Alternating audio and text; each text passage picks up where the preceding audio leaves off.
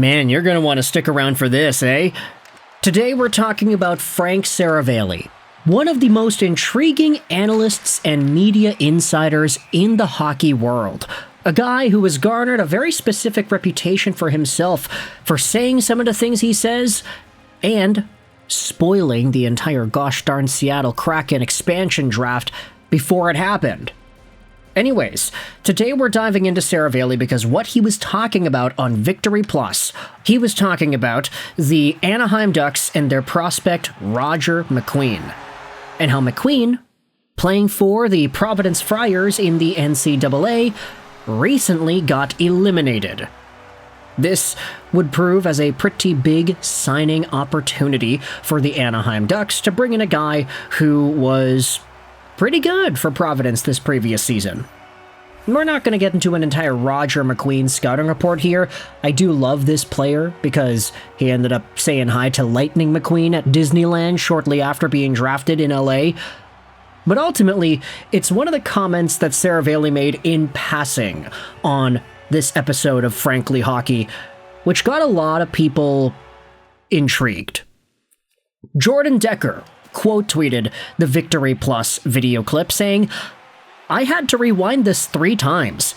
Did this MFer Frank Seravalli just say that the top NCAA teams could go toe-to-toe with NHL teams? Ha ha ha."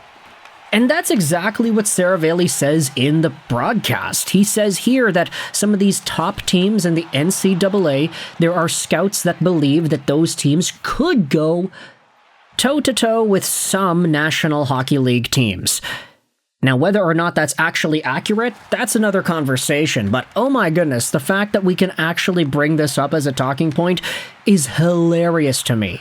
And in fact, this also bleeds into a very particular Vancouver Canucks conversation that I also wanted to talk about at one point, but we didn't end up getting around to it. Let's just address the elephant in the room here, though. NCAA teams, can they play with NHL talent? Traditionally, the answer has always been no. Like, you take some of the best top scorers of NCAA teams, especially the guys that are like 24, 25, 26 years old.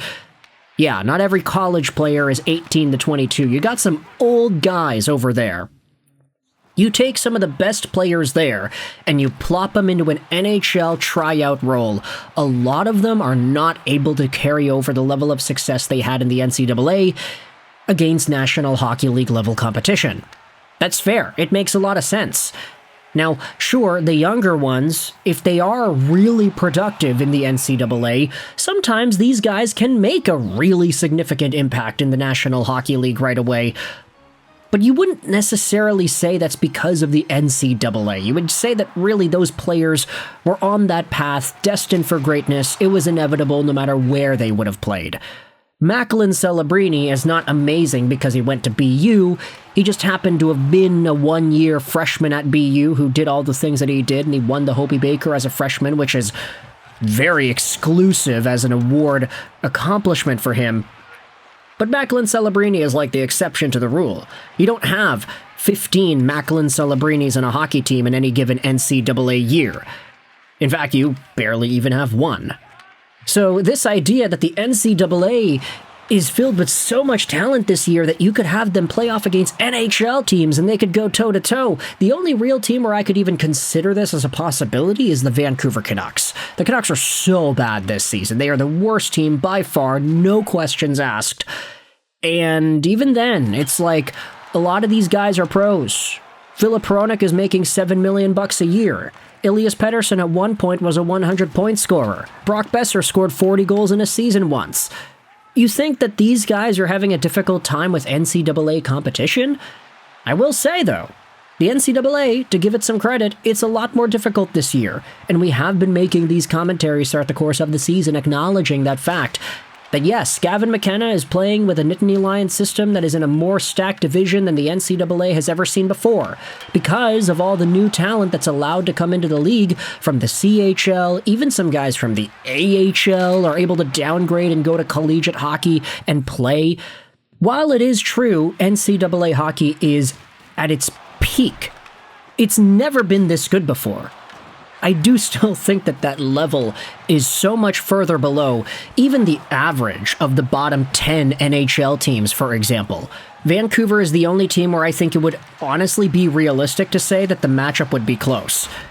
And with that said, speaking about Frank Seravalli talking about these NCAA teams potentially beating NHL teams, let's dive back over into a conversation that was discussed on TSN Overdrive during the Olympics.